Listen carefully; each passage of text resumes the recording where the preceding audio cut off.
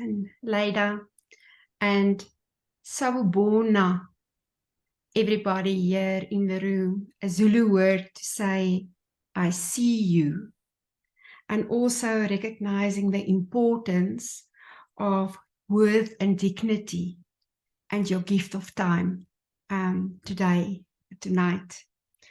I see there are South Africans here. Thank you for always showing up. That happens in our country. There's always support, and then old and new friends. It's an honor. I want to just jump up out of excitement when I see you come on, some of you come on the screen, and very interested in some of the other faces here. And let me not speak to one person, and maybe I will have the chance to later speak. So my task now is to speak to the collective. But I'm enthused to be here. I have very fond memories of spending time in the Netherlands with the saloon, and it was just lovely. So it's an honor being here. Thank you for the invitation. It's also a real honor for me to speak a bit about the work of Graves, Beck, Laubscher, and then also myself, and mostly towards the ensuring that there's not a civil war during the very critical years under discussion. So in order to do that, I was thinking of constructing the 45 minutes that I have slightly in a way of the following structure: a little 10-minute recap on spiral dynamics, then almost a historical lesson, because you need to understand the actors in the drama for yourself to make sense of and try and understand the dynamics and behavior and the patterns that Don and others that helped in that space had to cope with. That you really, it's like putting on CNN, something like that.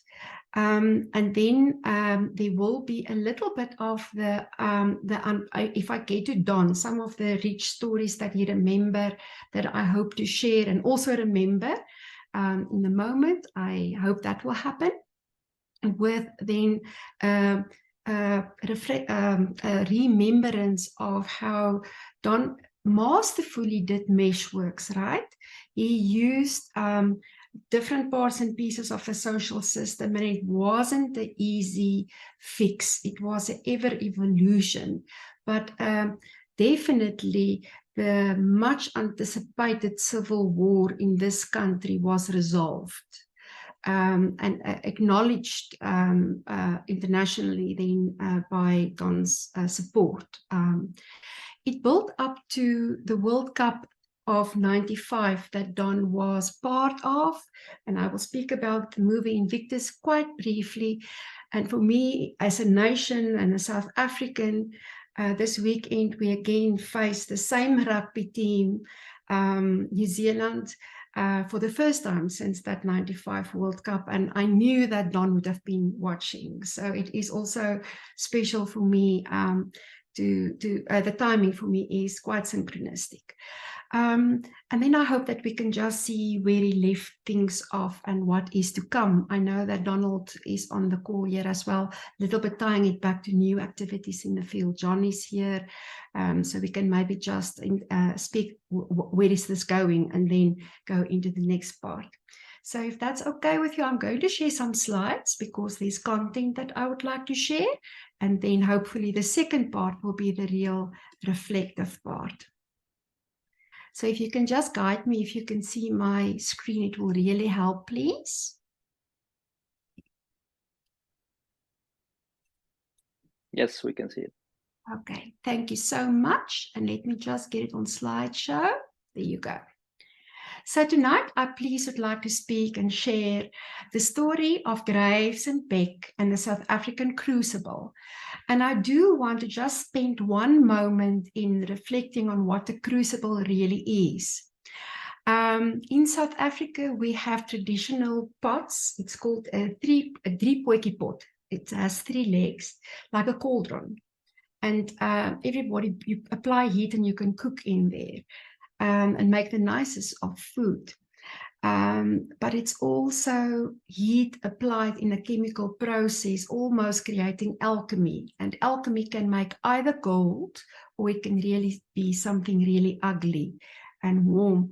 So the choice of the word the Crucible, and also for the first book that was published on the spiral here in South Africa called the Crucible, that word was chosen with significance, because at the stage of publication, this was 1991 when the Crucible was published, there was people often were found in the rural uprising with tires of cars around their neck, and it was put on fire.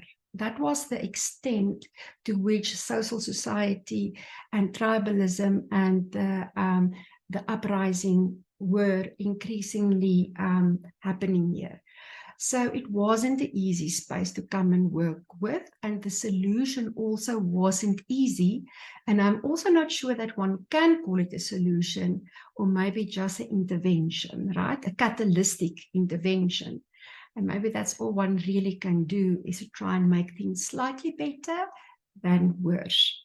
So this is then the story of Graves and Beck. And, you know, we can speak later about Graves on another occasion, but he did send Don to come, he asked Don to come to the country where they believe all the various thinking structures, code, memes, niches, as Loraine called it, were contained in a single society. So one can see all the in spiral dynamics where we work with how the biopsychosocial structures adjust to changing life conditions.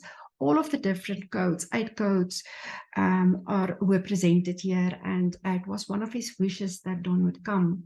And although Don had been here earlier in 1980, towards 1986, when Graves passed away, it was a real claim. Please go to the country and test the hypotheses and assumptions that were made. So this one I will show later. It's just on the wrong place. I will jump back to it. And maybe I should show it quickly. There's a reason why things are where they are. It wasn't supposed to be here.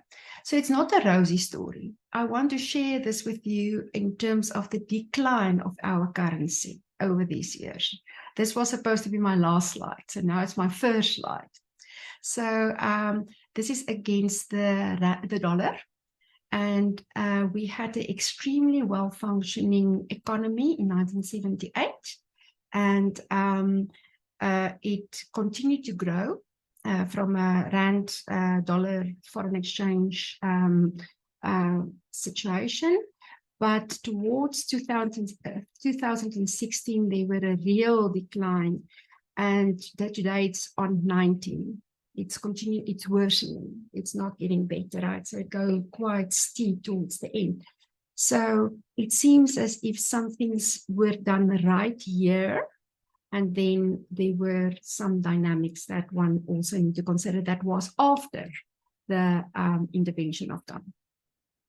So if I speak about spiral very, very briefly, and this graph is from the book, The Crucible. No, I'm sorry, this is from Spiral Dynamics, the second book, the book that was published with Cowan. Don did what he called a type of a vital signs monitor of really looking at the spread and the chords, not the notes, and the almost, you know, I always see this as today we have this beautiful heat chart, snapshots of how body heat distribute. I always almost saw it like that. So it is like a nice mimetic expression of a culture, not necessarily in one color only. So definitely we had beige in the country prevalent, and the moral of the story of beige, the underlying a person is in the center of gravity on beige. It really deals with survival at its very basic form.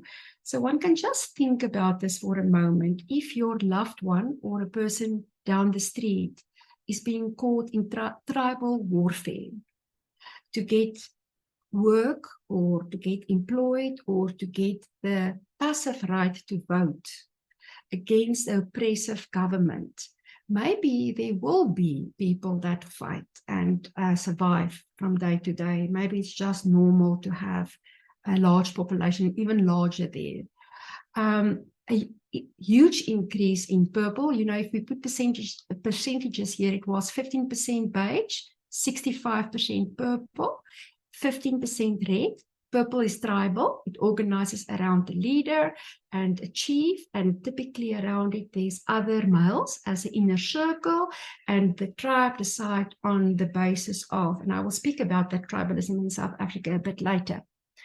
From that collective system comes then red, and red has the CP has the thinking structure individualistic again of who am I if I'm not the tribe, and how can I be powerful in myself, right? About 15%. And then a lesser amount of blue that mostly sat in the white Afrikaans people. Now, why I'm using white and black is because up to today, we are still governed that way. On any official form, we must state what is your race. You must declare it. And now it has to do with trying to make up for the sins of the past, right?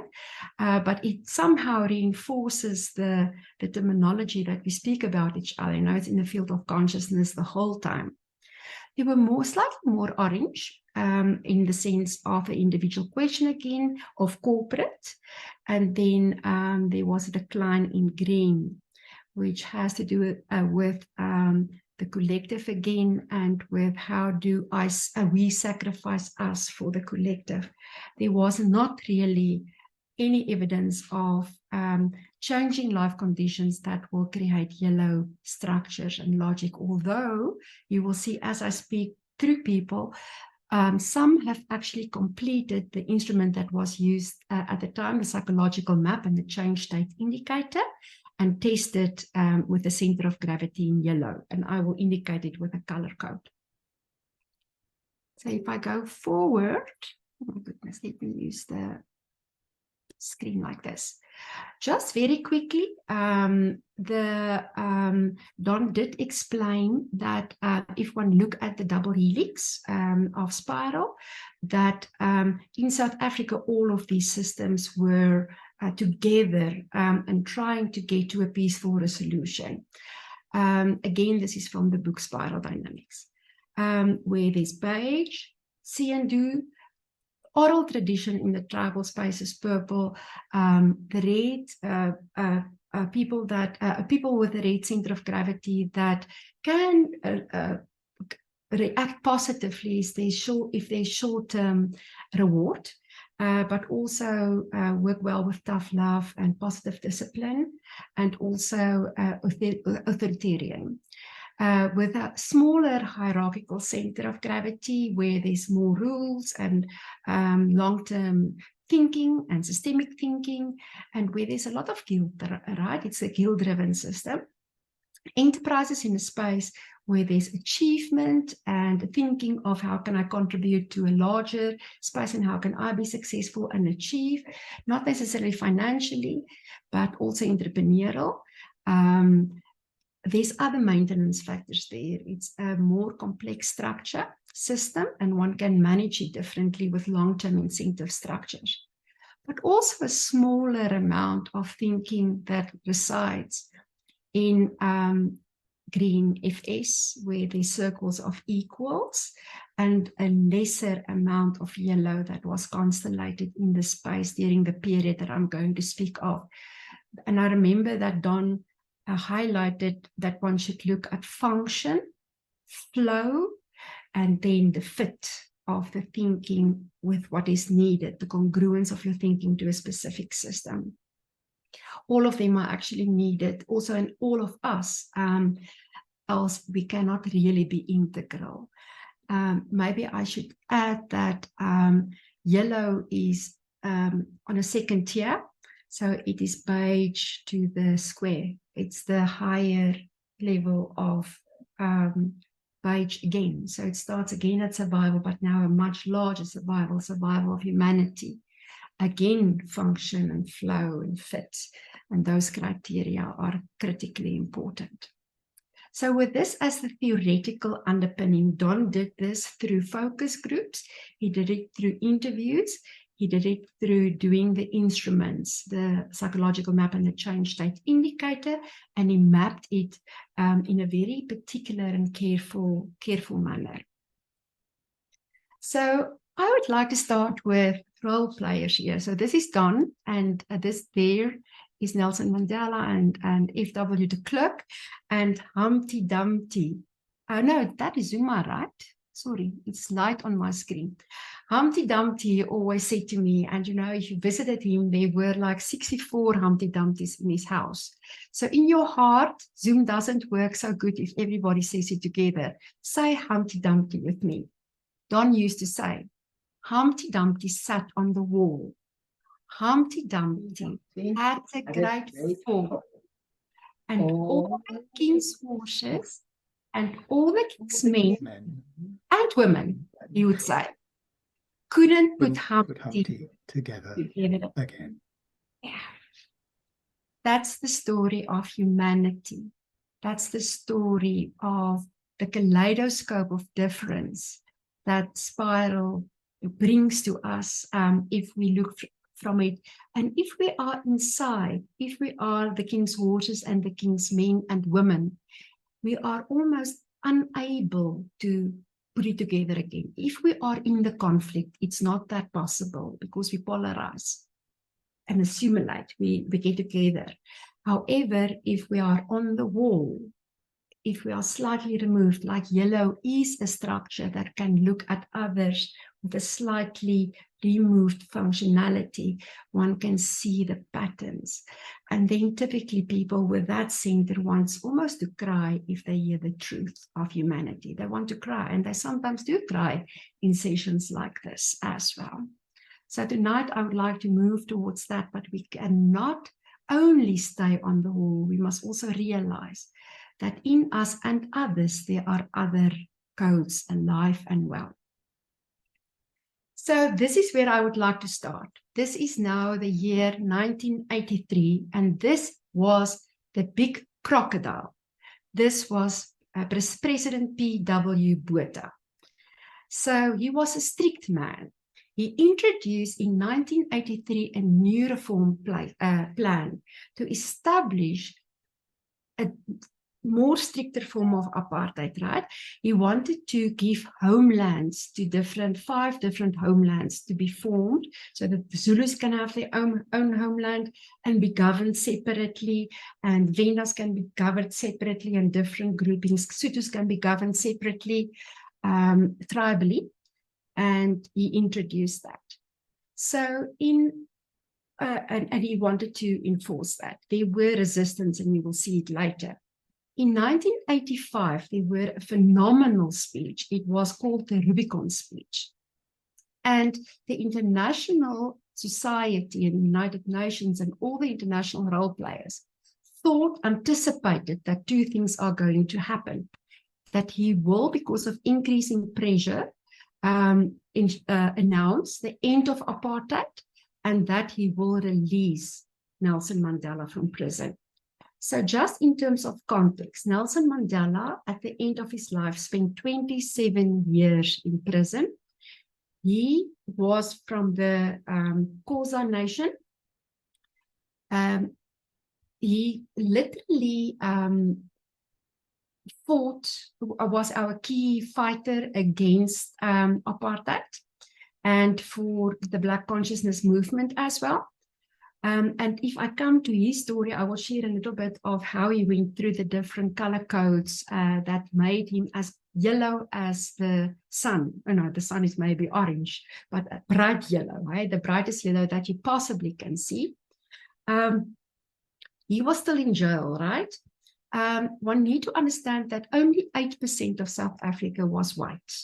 So in this case, a minority group was suppressing the rest. In that context, there was a lot of blue secrecy around what the speech will do. It was strange. And when he at last delivered the speech, he put his finger in the air and he says that I believe that today will be the crossing of the Rubicon. There cannot be any turning back. And basically that referred to Julius Caesar and crossing the Rubicon River as the end of an era. He did not release Mandela, and he did not introduce reform. So he twisted the way. That led to international isolation. We even couldn't play in the World Cups like we are doing now, rugby games or other sport. We couldn't travel the way that we did. Devaluation of the rand against the foreign currencies, default on our loans. We couldn't buy back as South Africa, increasing unrests and international pressure. That was in 95, what happened. So remember that Graves passed away in 86 and that Don, most of his 63 trips during this period were from 86 onwards, although there was one earlier. He came back for his 64th trip in 2013. I want to just say that one should not see this out of the context, that only in 1986 in the US, a comprehensive anti-apartheid act was introduced. So please, sometimes, people, it's the splitting effect. Let's work with our problems there in the dark continent, as if in our own spaces, the same dynamics are not at play. It's just another form of making, surviving, I guess, or defense. It was also an international trend. So the story of F.W. de Klerk, and you will see I put blue there because Pik Botha was as blue as royal blue. And it was a surprise when F.W. de Klerk took over. So P.W. Botha had a stroke in 89. He resigned 2 months after the stroke, and de Klerk was chosen, elected. But Botha did not want to resign. He refused to resign. So in April, there was a special United Nations intervention to help to solve this situation. And Botha and de Klerk then reached a compromise where Botha only said that he will resign after September when there's elections. He and then de Klerk can take over. However, he tricked everybody again, like with the Rubicon speech, and resigned on the 14th of August that year, 1989.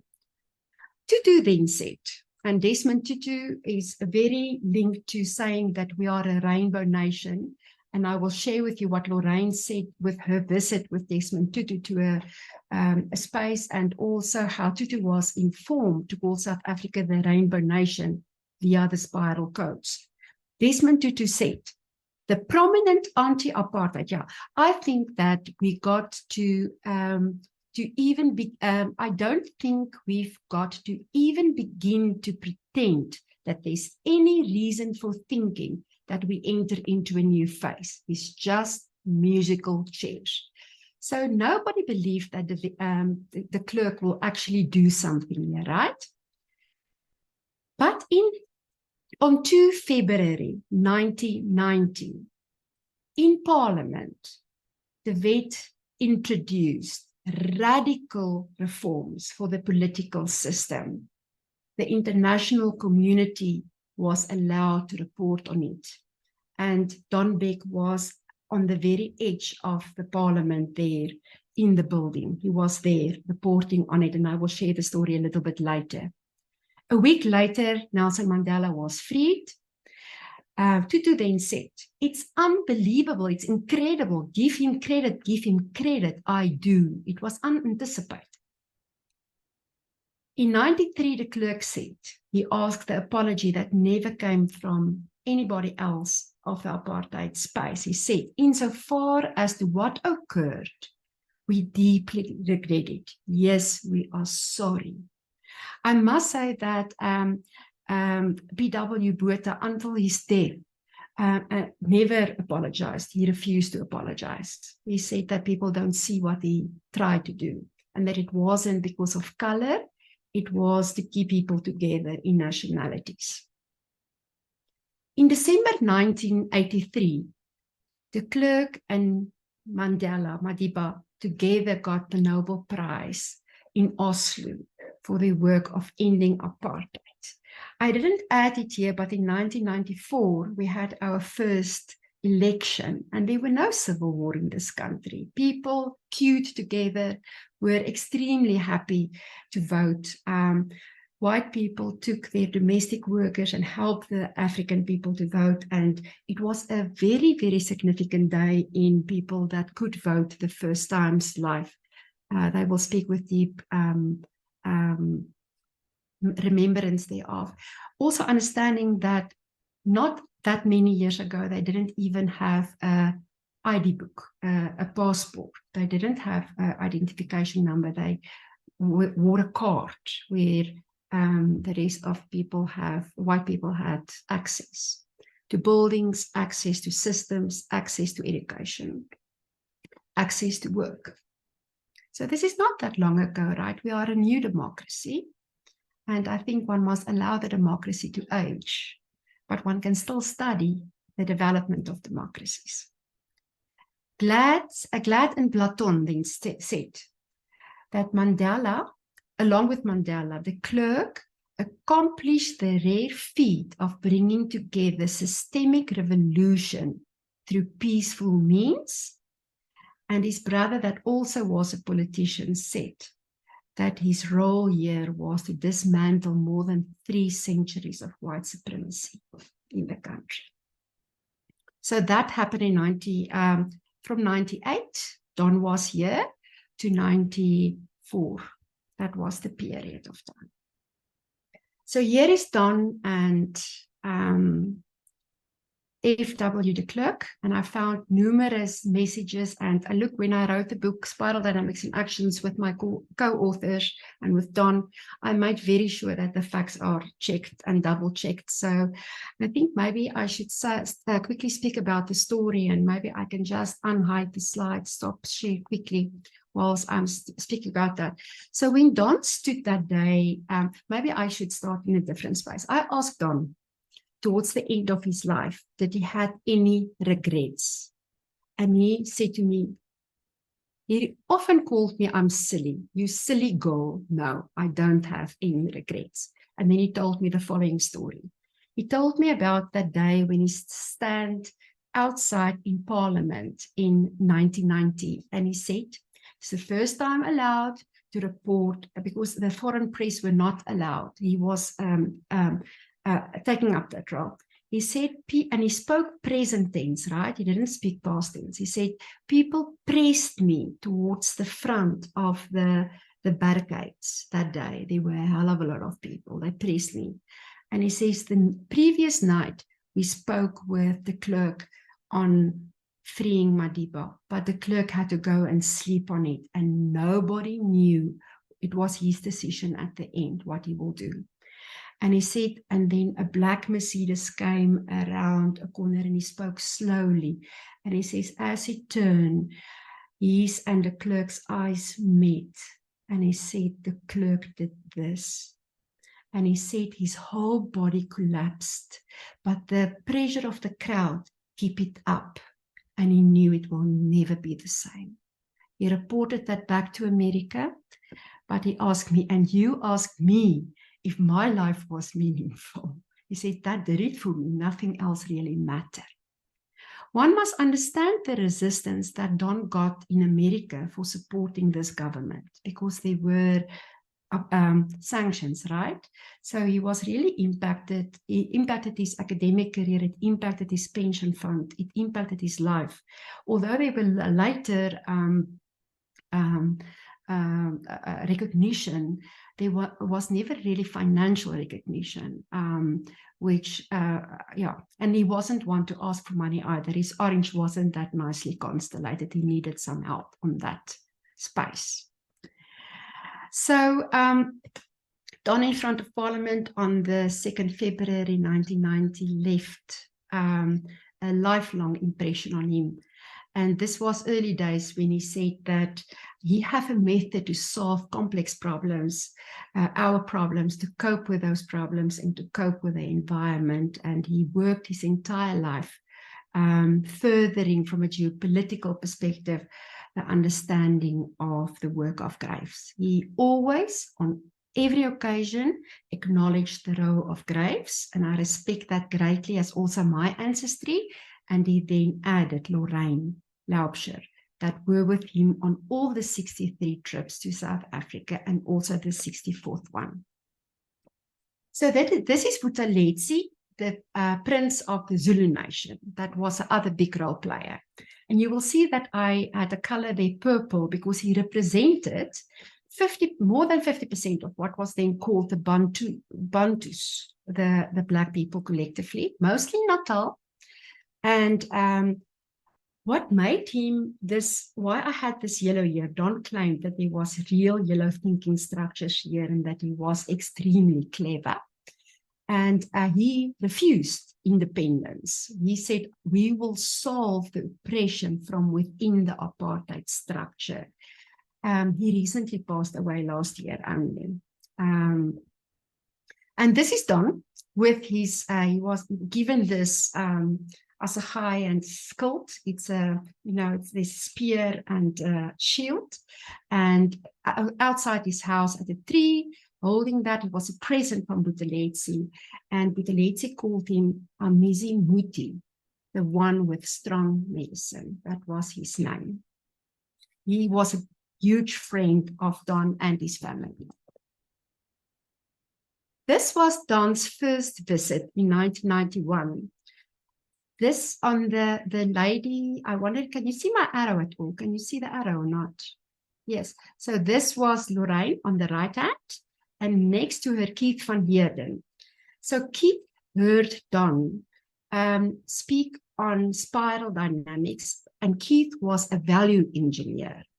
Value engineers comes from design thinking and look at Lord Deming's work and the work of Akov and look at how one can weave people together, but from a more hardware perspective, from an engineering perspective. And they brought Don out, and here they was at a gold mine where a bunch of Japanese people also visited to go and study what's happening here. I do want to stand still a little bit here because in 1986, Don and reported on, and Loraine echoed the story, reported on an incident where they went to Middelburg Steel and Alloy company here, and Desmond Tutu saw that everybody drank from the same cups, the polystyrene, these white cups for water. And Desmond Tutu started to cry, and I will get to the day that Desmond Tutu cried. Here is Desmond. So the day that he cried was he had not seen that black people and white people drank from the same glass because there was separation before. So he was tremendously impressed with the work of value engineering and spiral. And the folk tale that I couldn't totally confirm, but I had enough evidence to believe it's true in notes, is that the colors, the coat Rainbow Nation, that his quote, that he said that South Africa is a rainbow nation, was because Don assigned the color code here in South Africa in the early 1986-ish, towards the second part of that decade. He assigned that code because he said that we are so preoccupied with color. Let me give you colors.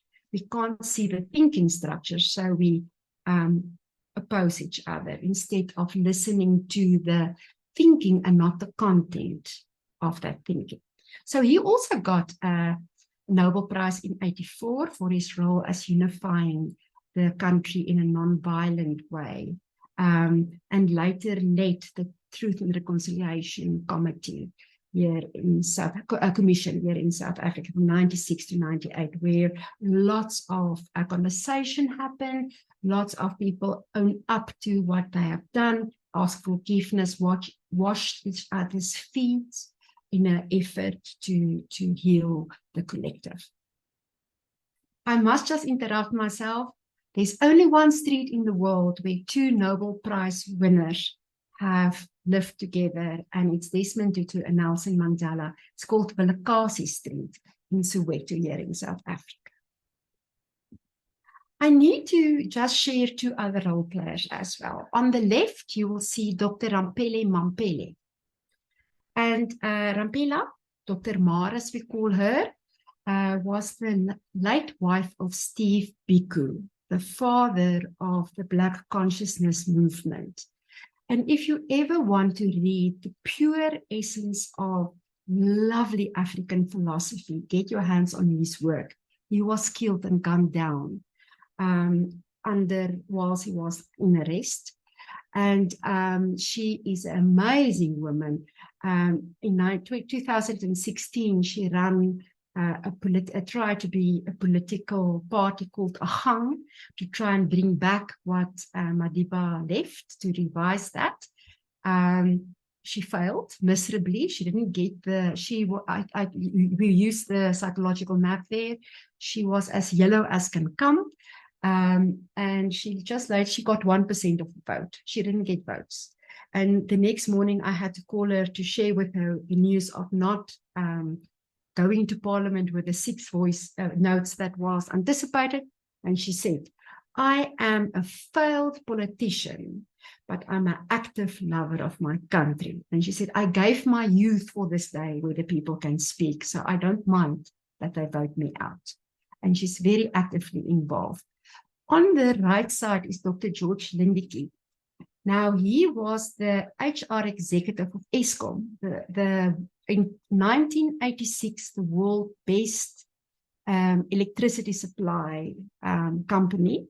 And he was instrumental in bringing Don to South Africa and worked with him very, very closely. And today we have load shedding. Our electricity fail 5-6 hours a day. We do not have electricity. So it's actually, he's troubled he's 83 now, and he feels he has wasted his life. He didn't do well.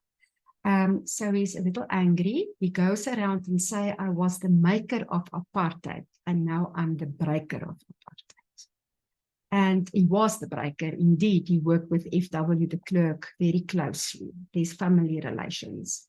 And they founded the Emergence South Africa to revise Ubuntu, which means I am me because of you. I am because of you are. It sounds awfully like spiral, second tier thinking. In 2012, we had a very event that I just also would like to note. I just want to show this. We never settled the emotional implications. We may have settled some conversations with truth and reconciliation and the interventions of Don.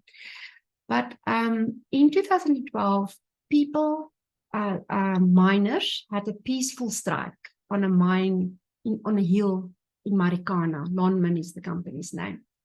And the police, under the leadership also and involvement of Cyril Ramaphosa, which is our current president, shot and killed 34 of the peaceful strikers.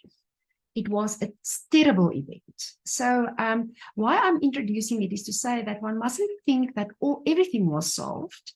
Tribalism surely wasn't. But what we got right was at least the civil war of 94. That war was didn't happen, the one that was anticipated. So this is Don with his friends Madiba, that was still in jail when he did most of his work. There were correspondence that I found. And then, of course, F.W. de Klerk, with which he worked with closely, was deeply involved in trying to reassure people that democracy was indeed possible, So this brings me to the story of Madiba, Nelson Mandela. And if I quickly speak about him, he grew up in the hills, rolling hills in the Eastern Cape, quite purple, in a royal tribal family. And he played soccer. There was a period where he ran away from his house and came to Johannesburg to work. His sport changed to boxing in an individual game, right, with instant gratification. His uncle sent people to come and catch him here and bring him back to be the next chief. He went away again. He studied law and he studied some finance, but law mainly. And I remember that Don said that if you studied law or you studied finance, you will have a blue format in your brain. He started to play rugby then. I haven't seen his orange face that much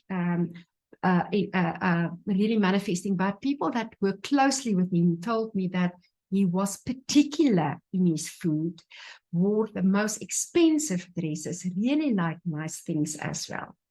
What I really could attest to is that for a person to be in jail on Robben Island for 27 years and in the middle of the night with a collective, make a key where I unlock your cell door and everybody else, whilst the blue center of gravity's white prison wardens sleep.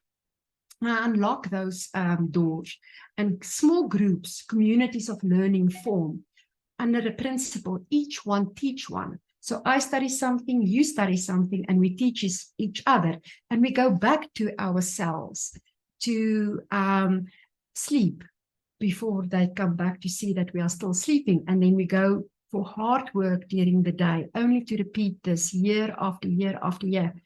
To leave the jail saying never in this country again a minority group will be suppressed is literally not one of the first year thinking structures. It's green, inclusion, yellow functionality.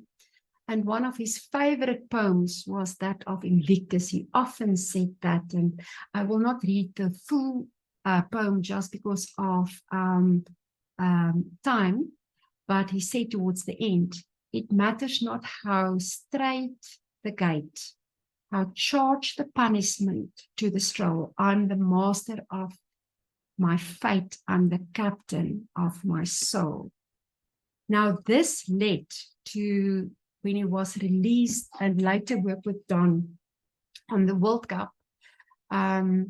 It is in the movie Invictus. You can watch the movie to see the story behind the story. Don confirmed everything in the movie. He just didn't like it that America got the money for it, the actors. He wanted South Africa to get the money. Madiba wore a rugby shirt. He used sport. Don't always use sport as part of the more collective structure. And why I introduced the corporate, he always used corporate as part of his collective mesh work. Always use the different structures and see how it can weave together unity. I brought him the Springbok cup and Springbok hat, and he wore it with pride in America later. This was in 2013, and this is George Lindeke on the right, and Don, I'm at the back, and my husband is behind, is here on the right. And he came back and we had lots of conversation. They looked back towards what have been and what was. And the next day, Loraine graduated with a doctorate. And I just want to maybe highlight how they hold hands. Can you see in the graduation photo? And maybe just her eyes, how absolutely her eyes would sparkle if she looked at Don. They were so naughty together. Don had a wicked sense of humor, and he would say she wanted to be a meter maid. A meter maid is a person that put money in for parking. It was called that in South Africa. But I put my magic on her, and she would say, I put my magic on you. And then you would say, you indeed did magic. I'm really scared of you. because if she left the car, she was an African witch doctor, a white witch doctor in purple, right? Her whole work was in purple. She would say, let me put bubble wrap around the car. She would do this. I protect my car in bubble wrap. And then Don say, lo and behold, there will be a hailstorm, and the hail will damage all the other cars but Loraine's. He said that woman was powerful. Now, I didn't see that, but she always put me in bubble wrap as well. You can read her thesis. It's her memory, oral history on the time spent with Don and Keith and the other role players. I wanted to work with her later, and this is just how she would stand one hand in the air up to the end of her life. Yes, she still had oxygen in her nose, still teaching spiral. That was her entire life. She would draw the problems of existence on the one side, on the other side of the spiral, the coping mechanisms. And I wanted to use her in corporate in Ghana, and I see Anna Rosa is here in the call. Anna Rosa is there where you were. And she didn't get security clearance because she was an activist in the apartheid years. She couldn't travel later internationally. And I asked her, now, what did you do? And she just said, a girl has to do what a girl has to do. That was it. I didn't hear too much of the moments when she was in trouble. So on the visit then in 2008, when they look back, and it's, I will share this, so I won't go through everything in detail.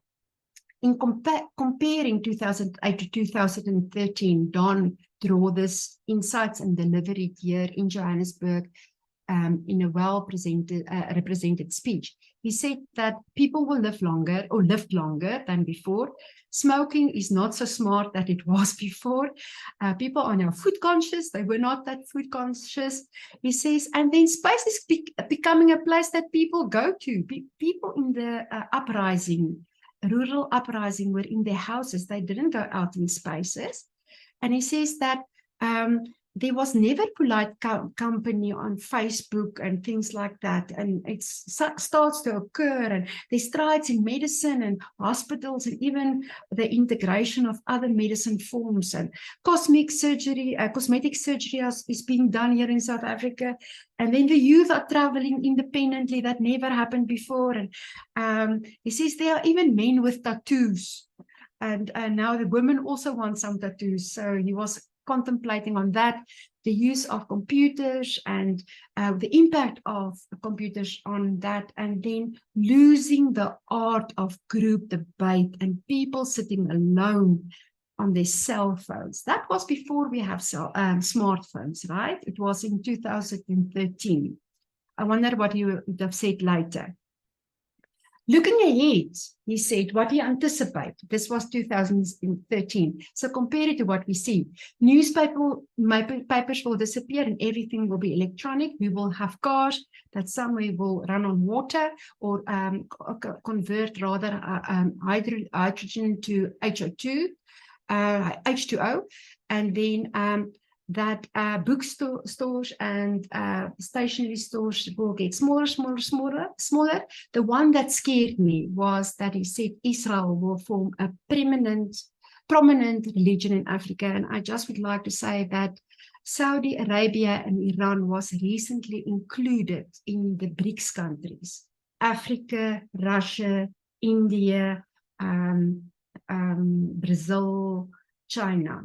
And now Saudi and Iran and Argentina together as a collective. There's evidence for that. Also what's happening in the north. And then he continues with saying that he saw similarities as well, but he called this the century of the women, the century to come. And then he started to speak about cybersecurity that wasn't, and privacy, it wasn't at the order of the day there.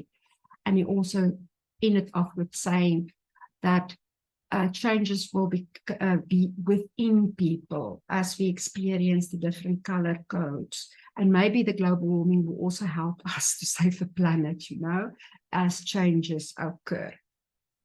So this was him, and I just want to, writing and reflecting, allude you to the lion there at his back, a bushman painting to the left and a divine intervention with the 26 senses that Bushmen in beige had, that was there throwing divinity rocks on the right-hand side just behind his head.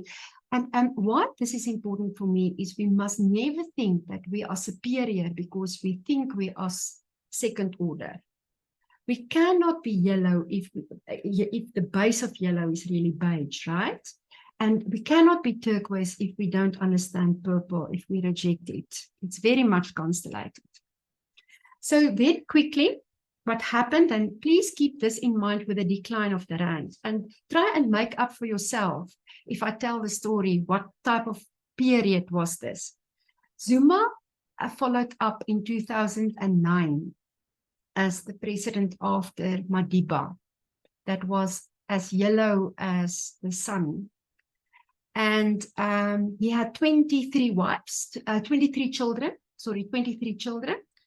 numerous wives, and lived in Nkandla, that the people of the nation paid for through taxes, and enriched himself, and is currently facing all types of jail sentences and indictments. So the rand declined terribly during this period of time, but he was really close to Madiba. I think I skipped Mbeki, that was before him. Cyril Ramaphosa now, this is an older slideshow. I will send the latest slideshow to you. That's why the slide was at the wrong place in the beginning. Cyril Ramaphosa is our current president. I missed out the one, 10 years before Jacob Zuma was Thabo Mbeki. That was really also worked with Spiral Orange, a beautiful businessman. But the people of Africa, the purple masses, the ANC, felt that he's too far removed from the rest, and he leave people for international relations. They want a president that's closer to him. And they got Zuma for 2 periods. Cyril Ramaphosa worked with Loraine, and he was head of NAM, which is the mine union, trade union, and a huge activist, a beautiful business person. But when I asked Dr. Rampili Mampele what she thought about him being in the leadership, she said, if you stand too long in the room with the smokers, you smell of smoke. He was too close to the corruption of the previous regime in the ruling party, the ANC, to really lead this country effectively up to now. I'm not sure if there's another president that will come close to him with the next election. We will have to see it's next year. So this was Don's plan. He said, you always do first things first. You study the maturity of the different systems, but it's not as easy as this, right? It's very organic. It's very, you tackle it as it comes. You look at the formation of courts and the schemas of things, the gestalts thereof, and how different courts embraces different content. And then you intervene. Your interventions is on the way in which the mindset expresses, and not on changing people to become yellow. You try and make the expression of the mindset more functional. And that was his interventions that he did with corporate as well as in the public sector. Large group conversations around Spiral, where I say I'm associated with this color, and I understand that you have a different color in the Spiral code, and we make space for each other through a process of Ubuntu and inclusion was his process. Wiring around things like a superordinate goal. That was him drawing a spiral wizard. I wish all of you, he says, I am a spiral wizard, ready to play. He had such a sense of humor. What he tasked the white people to do is he said, you present blue. And that was his story to them. Go and do what you do. Take truth, religion, salvation, medical care, and farming into Africa. That's what you do well. Why don't you do it? helped our local government to draft a plan with that informed the plan of the Klerk. And he then also said that there always should be a superordinate goal, a goal that ties everybody together like a rainbow nation. This was the last training session that he did. It was in Santa Barbara. Oh, sorry, this was in Dallas. There he was. I added it because he continued. And every time he spoke about the Crucible of South Africa and how he impacted this, you can listen to the book as well. Spiral Dynamics is available in Audible, if you like, and buy the book, The Crucible. I think this is my last slide here. I wanted to end with the increase of the decrease of our currency. But if you drive from our airport into Johannesburg, which is the richest city in Africa, you from the sky will see the stark contrast. That's the highway. On the one side, there's Sandton, and on the other side, there's Alexandria. It has not been solved. So here, people struggle for survival, where here you can check the amount of swimming pools, where people can have a different lifestyle. In this country, we continue not to have a middle class. And now, as Beck predicted, we have a rising a divide, and the divide is not in race, it is in thinking, where there's new rich people in all the races, there's poor white people. It's not about that. It has to do with a thinking structure and the question of whether, if there are 50% beige, 65% purple, 15% red, only 10% blue, can we even try to be a capitalist society or compete with the West? I'm not that sure. Can it ever stay there? We are a collectivist society, but we try and compete internationally. Yeah, and with the most recent joining of SADC, with the SADC, not SADC, I'm sorry, with the BRICS countries, with that international Ukrainian war, Israel, the role that Iran plays, the role that we play against with Palestine. I'm not so sure what it will do to our international Western relationships. That's the story that I would like to leave with you tonight. I wanted to share with you the hat of Don. This is Don Beck's cowboy hat. And he, in his house, would chase you around with his duck. And he made huge fun if people think this is a real duck. He had incorporated humor, and that made him quite lovable. But he always acknowledged that without Loraine, that covers the lower base, he couldn't have done what they have done here. There was translation through the systems. In summary, he normalized identity. He helped people to understand their boundary conditions. If I can be me, then you can be you. And then let's weave together an integral way of looking at things around the superordinate goal for the collective and tie in orange money, blue loyalty and structures, red energy, blue, purple goodwill and old folk tales. We in South Africa still have rural kingdoms, and in those spaces, it's the outcome of the decisions made those days for inclusion. Poor people must pay double taxes. They now pay blue taxes and they pay purple taxes because of the double structures that was sustained. So even a yellowish solution does not necessarily solve all the problems, but create new dilemmas in our open development as humanity. I hope that this weekend, if you watch the World Cup, there will be an extra shout for South Africa. Like last week, we were the underdog playing against the UK.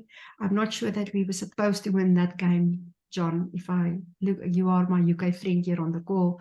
I think we did not necessarily deserve, but one cannot say that this country don't have a spirit of unity if we come together. Thank you for that time.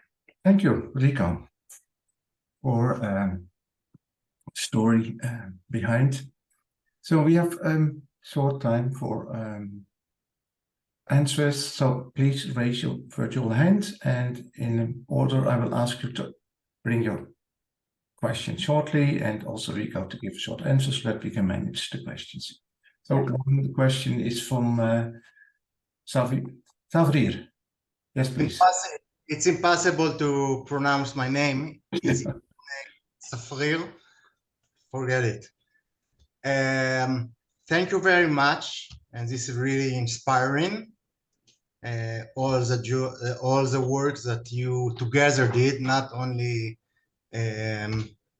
Don, you all a part of it. And I want to ask about what practical, after you did the analyze, after you understand the powers, the systems, what is practical? I know one intervention that we saw with the one team in the football. What other intervention came out of your intervention in the country? Yeah. Thank you. I will be brief. There's a bank here called APSA. It was introduced there, and leadership development was the outcome of that. It found its way into diversity work and inclusion work. Recently, it was used to help a big, there's a doctorate on it, the work of Shannon Nell on Spiral that helped to prepare nurses and nursing management that when COVID hit, they did not collapse, but they were strong enough. It's through making people strong through leadership development work. So I think in the field of organizational development and change, most of those interventions will lie very much structured around spiral principles. There's also a theory on in the change state indicator, which explain human reactions to change and systems reactions to change. So practically one can tie it into change management as well. I'm asking about 1990. Then you did this intervention with one team. Don met with a few leaders. How, for example, did you have like thousands volunteers that each one go to each tribe and talk to them? What practical did you do? Yes. So it worked through companies. So this is where companies were constellated from a financial perspective. Eskom did work, some of the mines did work, some of the banks did work. So the work was, APSA is one of those banks, it was then Volkskas. So the banks did diversity work to try and mitigate the civil unrest through education. Don's wife worked at schools to try and help, and lots of people were trained to help others through diversity interventions. Lots of groups of what can call it listening posts, right? Groups of working through trauma were facilitated as well. So even the way in which our constitution were formed was an inclusive process. People were asked what their views were, and it was co-created. One must understand that with large numbers of beige and purple, you cannot just go in with, you need to translate it down. So buildings were constructed. In Loraine's thesis, there are short snippets. There are 10 short stories of cases, different cases where, for example, there will be a building with a big ear, and people will know they can go to that building if they want to be heard. And solve their own solutions. Value engineering. Excuse me. Like you mentioned that this intervention in community different. Practical. Was there a government body or was it an NGO body that Mostly corporate. Mostly corporate. When you say corporate, you mean to a business company? Yes. Yes, government-owned companies and business, privately owned companies. So leadership helped. If you have a very extreme tribe that for years and years, all is new is red activities, sometimes fighting. Did you reach this group also? How? Yes. So it was through inclusion. And there's one example which Don shared was that a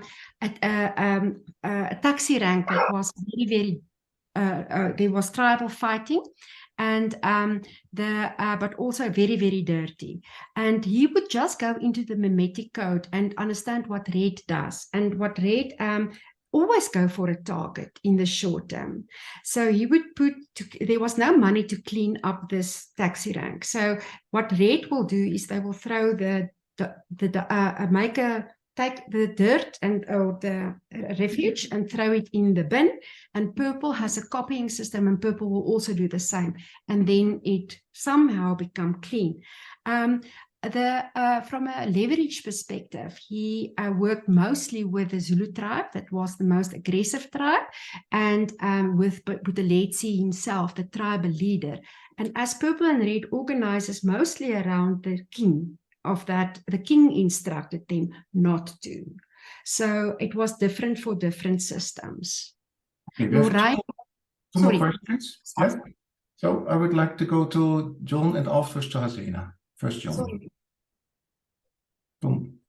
Thank you, Rica, for the presentation.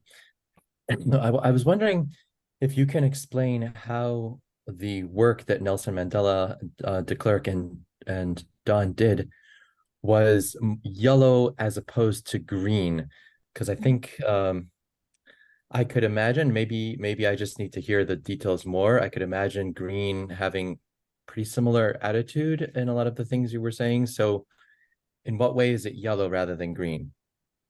In the way that it can also constellate red. So it can stop things. And it did.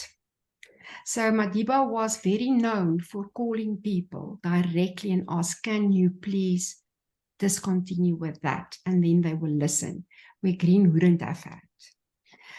In the degree to which it was seeing the other structures and making it functional, rather than there was decisions reached. It wasn't just consensus. In strategizing and differentiating, and in understanding that everybody was in crisis. So it's based to it was different, and it was measured. It was measured with a psychological map. Thank you. Thank you, Dr. Hasina. Thank you, Rica. That was fascinating and amazing. I'm very new to spiral dynamics.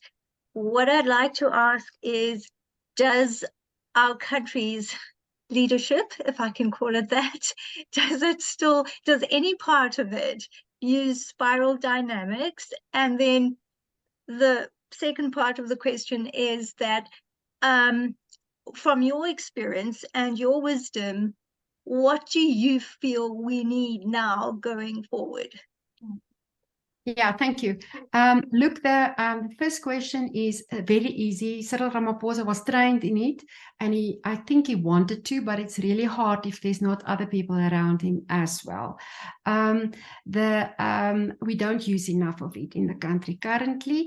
The person that wanted to was Dr. Rampeli Mampeli, but she pivoted it out of politics into activism. I think that we need corporate again to help. I think we need to stop blaming. I think we need to form small groups of concerned citizens that know the Constitution and know our rights. People don't even know that we have rights in this country, and a beautiful, beautiful co-created Constitution. That's the rules of the game. And if you want to be heard, then you must vote.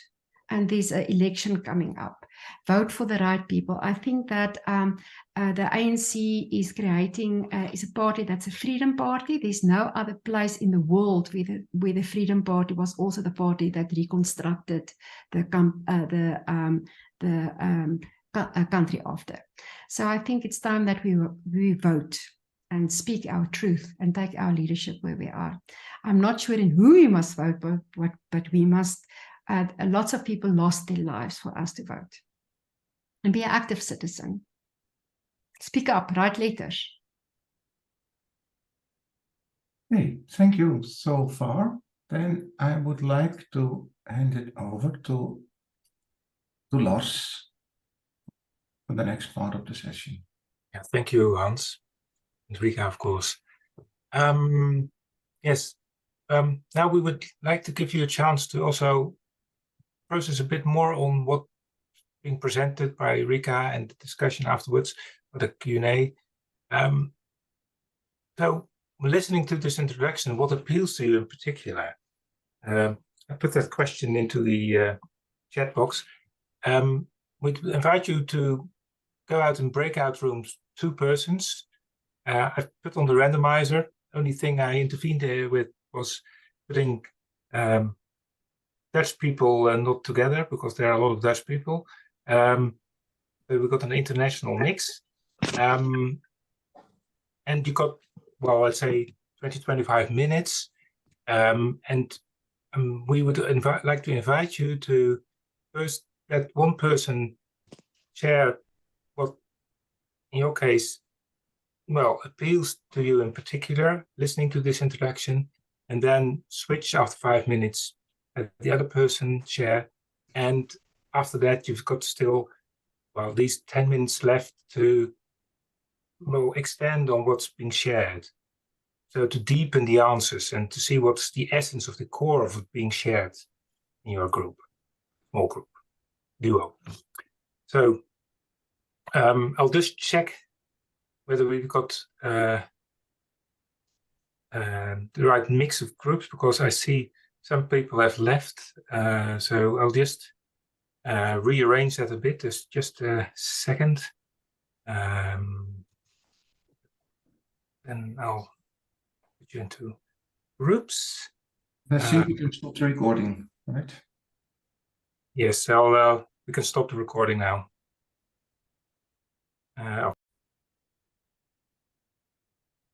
So, well, thank you, everybody, coming back, most of you at least. So we're now going to go to the last part of the... still some people coming in, sorry.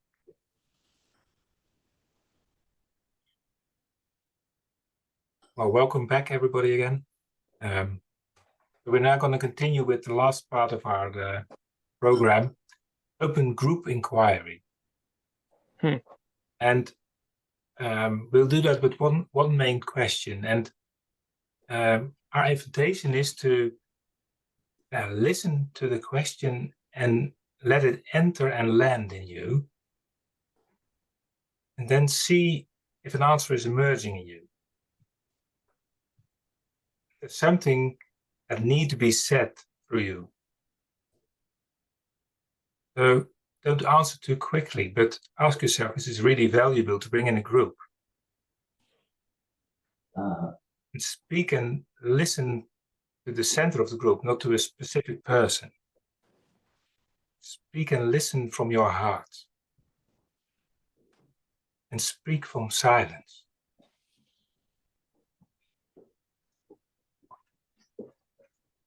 And the practice is to speak in this open space free of ego from your inner being.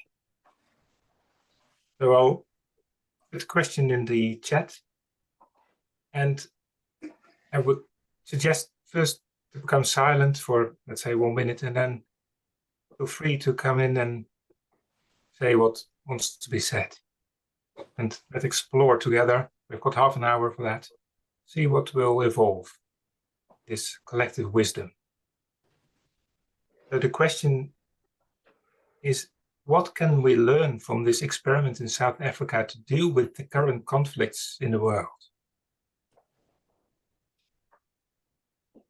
What can we learn from this experiment in South Africa to deal with the current conflicts in the world?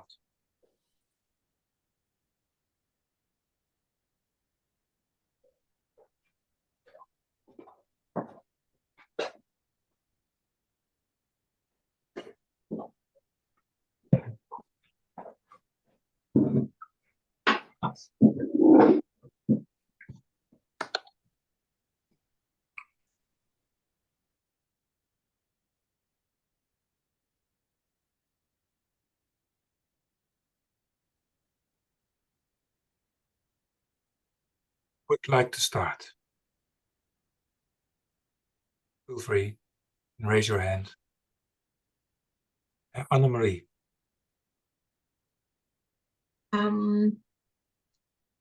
Thank you, Rica.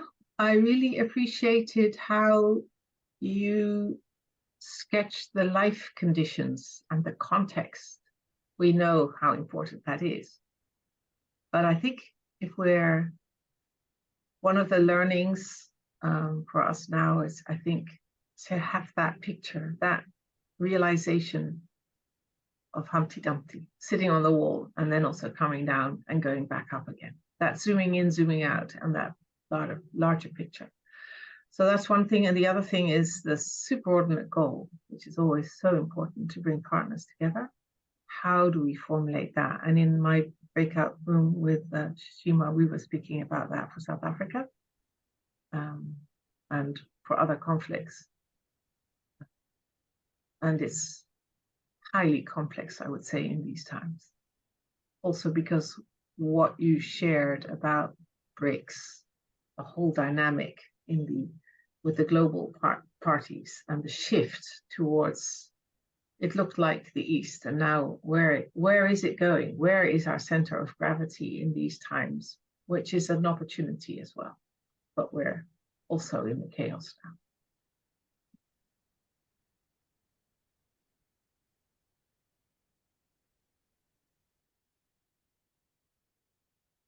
Barbara. Rica, you mentioned how much of the early work came from business, the banks, the mines. And I remember Loraine telling me about all the work that she did in the mines, building bridges between the workers and the management. But also, I think with holding a working blue, right? The banking system remained, the trains were still running. And sometimes I think we miss nowadays the value of having that blue infrastructure continuing. Basically Gaza has none of it now. It's been totally destroyed, and Israel is losing a lot of theirs. And the U.S. is having its railroads falling apart, its bridges falling down, its electrical systems going, so that we seem to have worldwide a problem with the ability to maintain that positive blue that keeps the infrastructure working, that keeps the railroads running, as the Brits used to say. And maybe we need to think about how we can help do more of that. I know Don felt very strongly that it was needed in Palestine.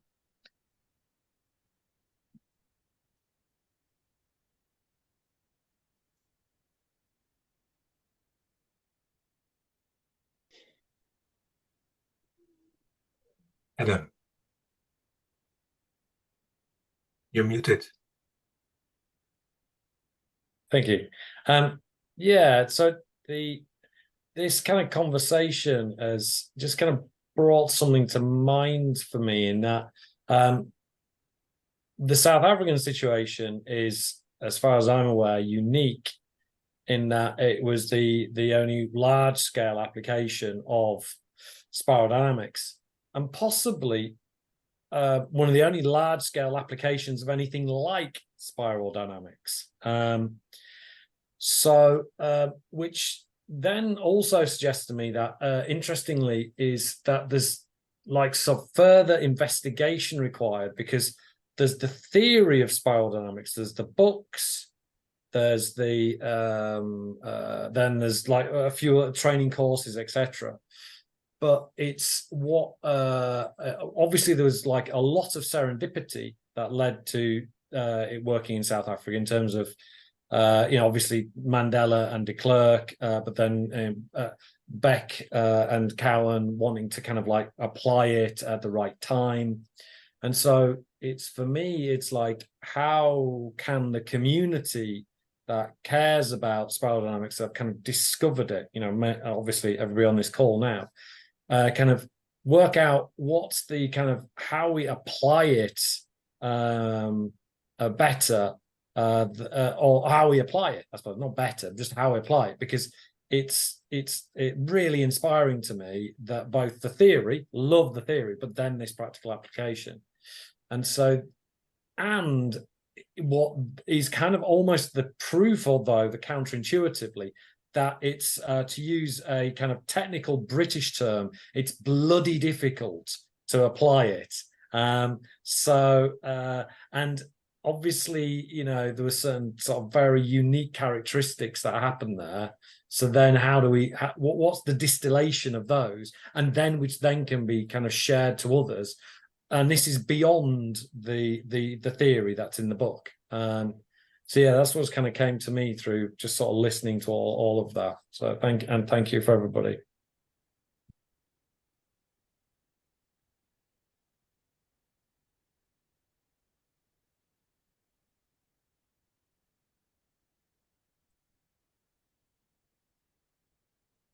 Something is happening here which I don't have control over. Rupert, it's your turn. Thanks. Yeah, what really came to me was the importance of radical and courageous pragmatism. So I'm thinking, for instance, of the courage to be willing to deal seriously with actors who one may have had grave doubts about their morality or their intentions, de Klerk and many others, and how important it was that there were people who were willing to do that. And that speaks to the necessity for yellow rather than just green.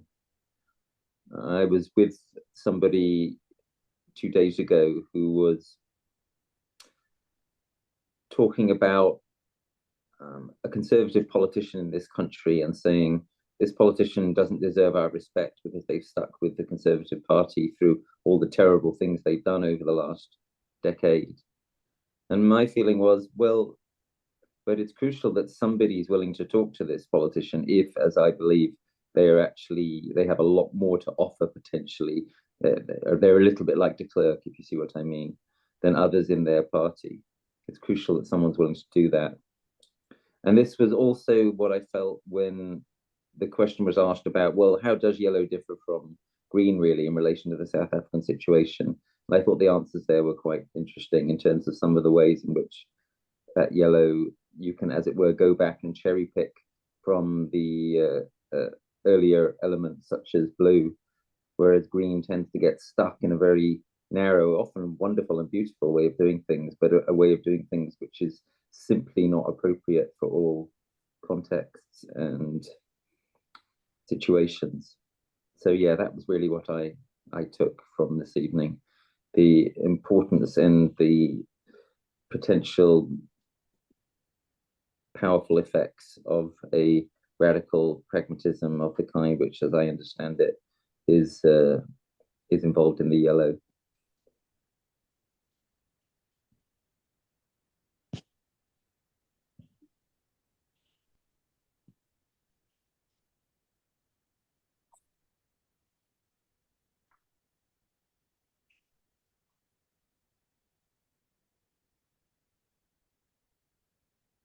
You can speak if you want to, John.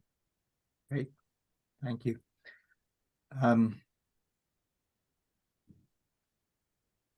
I love the way that you presented I mean, lots of things that I had known before and lots of things that I hadn't known. I loved the way that you wove the story.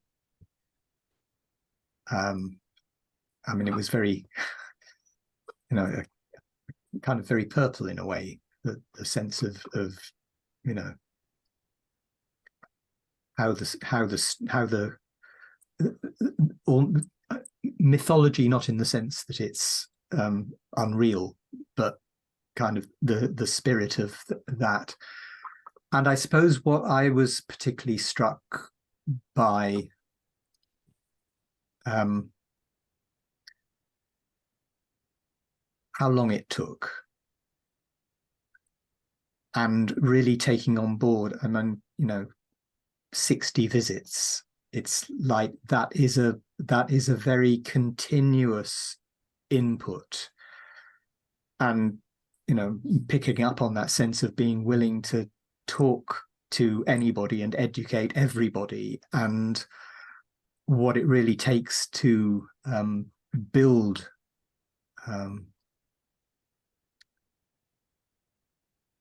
you know, yes, to build all of that, and how the practicality or the functionality is so dependent on looking at what's actually there. So, you know, that's where the applying the theory actually gets difficult, because you've got to meet what's there on the ground, and all of that spoke through very strongly to me. So thank you for that.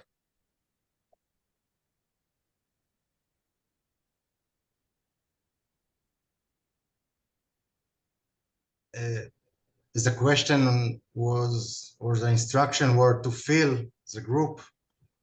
And actually I feel the word, and I feel pain. I feel such a disappointment from the potential, from the suffering that could be solved and haven't been solved. Even in South Africa, how it's keeps suffering. And I feel like the world is telling that this is an evolutionary theory that doesn't evolve itself.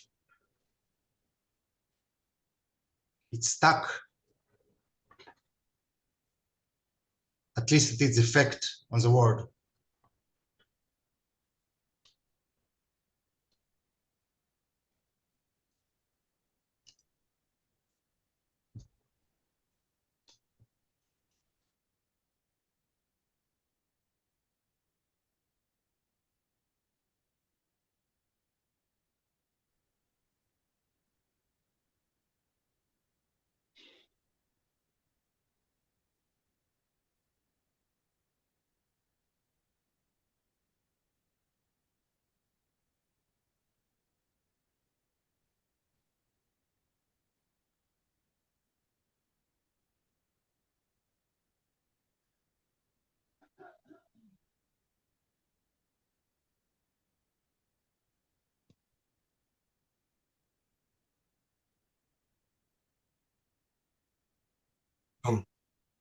Yeah, I just wanted to come back and say maybe one thing else that wasn't part of your story, Rica, but which you will recognize, which was that Don had said,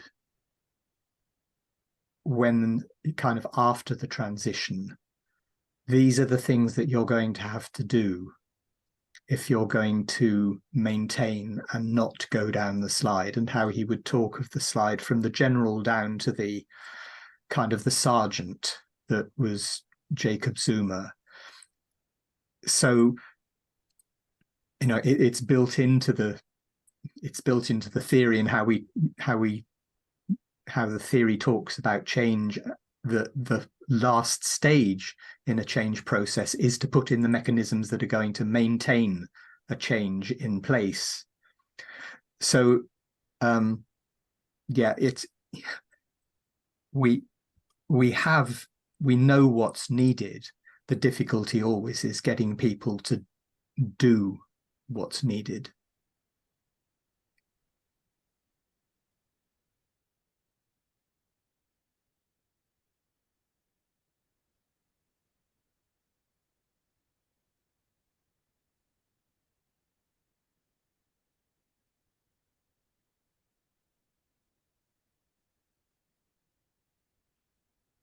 Please. Yeah, what comes up is that knowing yourself and knowing going inside keeps being important, to know who you are, also to be able to say, I am, may I be who I am, and that was what attracted to me and my partner in the breakout. So you can be who you are, but also know where we are on this map. And the training I had within Center for Human Emergence is still resonating with me by the experience that I had and embody these different stages and seeing where I am. And sometimes I do not remember because, well, the chaos is almost not, it cannot fit in the model, or maybe. But it's truly an embodiment and it's an experience, and yeah, the training makes a difference, so much difference for me in my life to look at the world right now. So yeah, I'm happy to meet you all, and that Rica, you brought the human aspect also to this presentation and this gathering, which is so important for us now to remember. I feel love for all of you. Safir, or I'm so sorry for your disappointment. And that sounds very green probably, but that's also what I intend to let it be. Yeah, thank you for being unstoppable for this superordinate goal we have, and we just said for peace and love in the world. So let's continue to do that, whatever way it is. So just had to say that, nothing with Sproul, but just being human. Thank you all.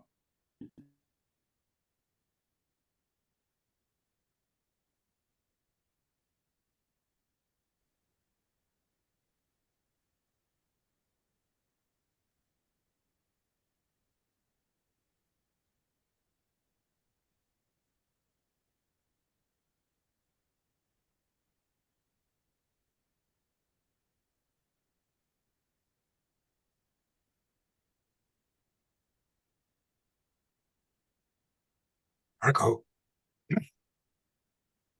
muted.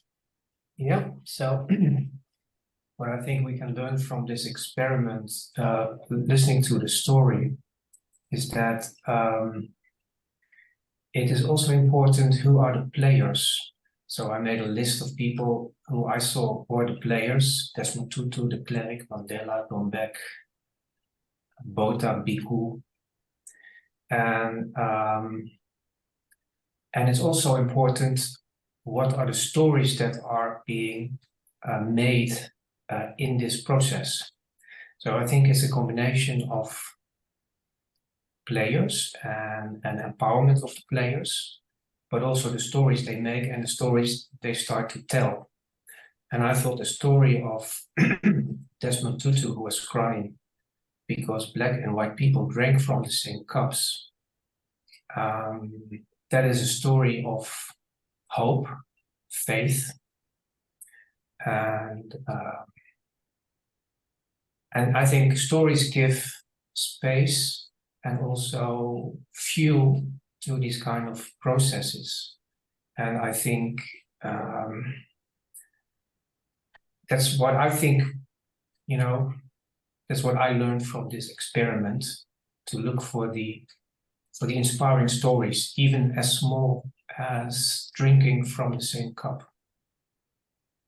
Because in a small thing, you can see the whole world.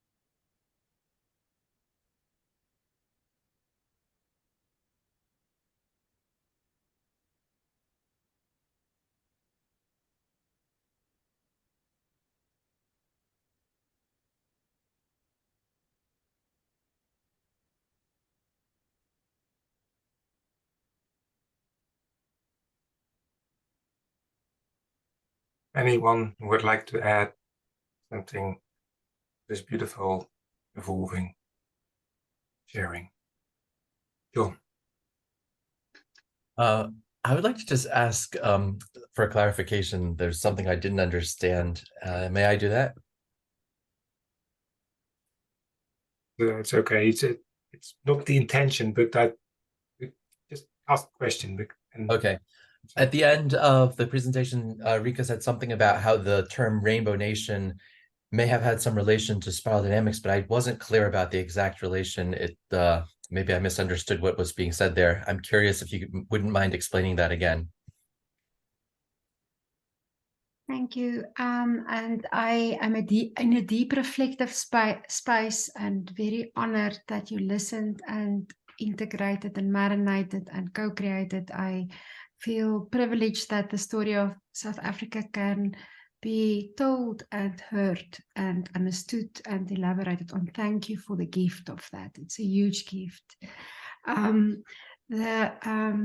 Desmond Tutu work with was in the room when the color coding started to be unpacked to replace A, N, B, O, C, P, and Don said that all of these colors are here. And Desmond Tutu then also used a Rainbow Nation and a colorful nation often. So the unofficial story told by Loraine is that he said it's because of spiral.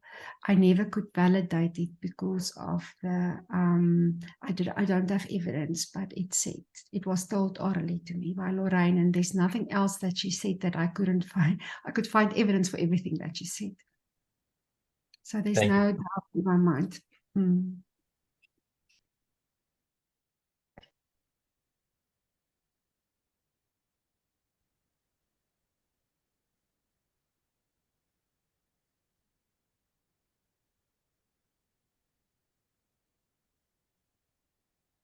I'll just repeat the question one time, see whether everything has been said, wanted to be said. So what can we learn from this experiment in South Africa to deal with the current conflicts in the world?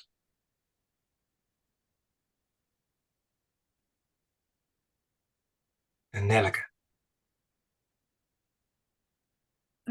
When I saw the presentation, I think I was very much struck by seeing Nelson Mandela and Desmond Tutu, because I think what it needs, and I'm very much in my heart with my Israeli companion Safrir, my heart is really bleeding for you, get emotional.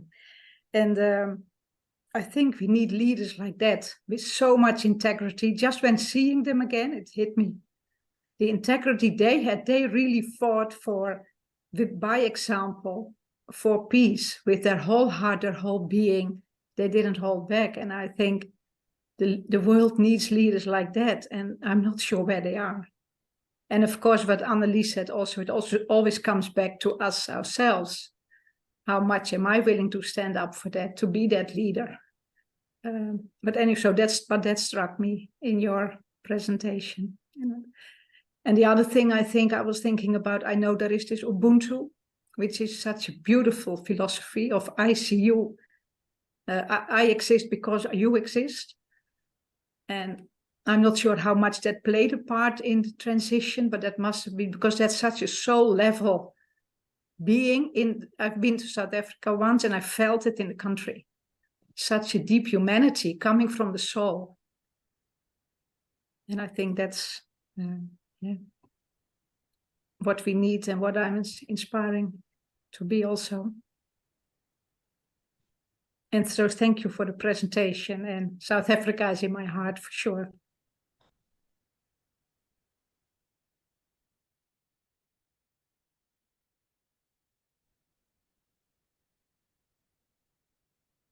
Marie. Something, the sentence of Margaret Weekly, never doubt that a small group of people can make the change.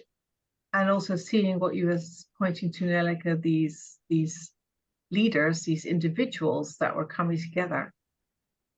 What I been and what we've been sensing is that we are now moving more into a we space, into which it's not one person that can hold the whole or can lead something, but it's more, at least two, and perhaps more groups. And in my breakout also with, we were also speaking about how in South Africa, Shamima is now seeing that communities are taking responsibility and doing things that actually, let's say, the government should be doing, repairing roads and doing other kind of things. So there's also some kind of a community consciousness coming. So maybe it's also about not just finding one leader, but finding a whole that some can respond to, come together, co-create, and then with radical authenticity and full dedication and trust and hope, continue to work on, whether that's in South Africa or in other places. And in that also ensuring that there is a dance between the masculine and the feminine, and that those businesses perhaps that we could be calling on and activating to take some responsibility also because of their organizing capacities that they have, that we look at those that are already having that type of leadership, because they might be more sensitive to working with emergence, because I think that is the big call and the big challenge that we're holding now. How can we, from that emergent space, then of course make sure that all the colors of the spiral are coming into their rightful place, their function, and that there's flow and that it fits. Curious if that could be another step that we could work on.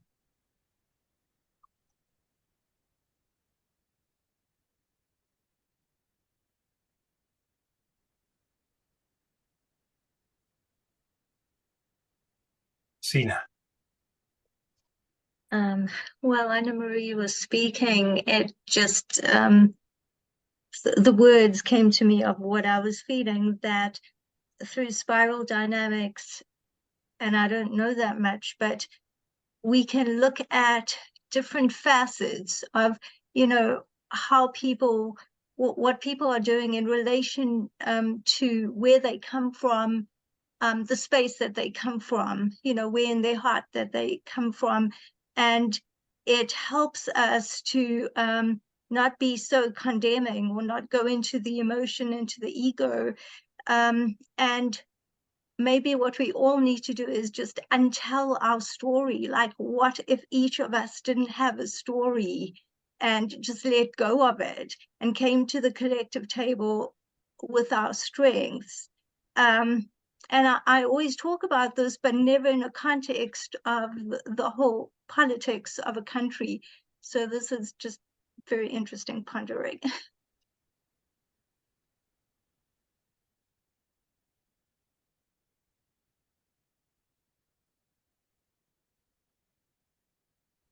Wow. John, you're the last one to have the opportunity to say something now for this round. Okay, well, I'll be brief. I just want to kind of pick up on what Anna-Marie was saying. I have a conviction about, as we move further into second tier, that emergence is a process which happens bottom up. And I'm reminded of Ilya Prigoghine's notion of what happens in chaotic systems are small islands of coherence. And so I think, you know, it can be a distraction to think that we need to be looking for leaders in the old sense.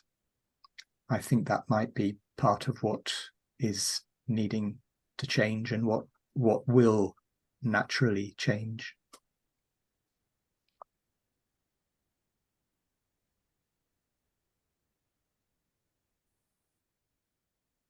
Thank you.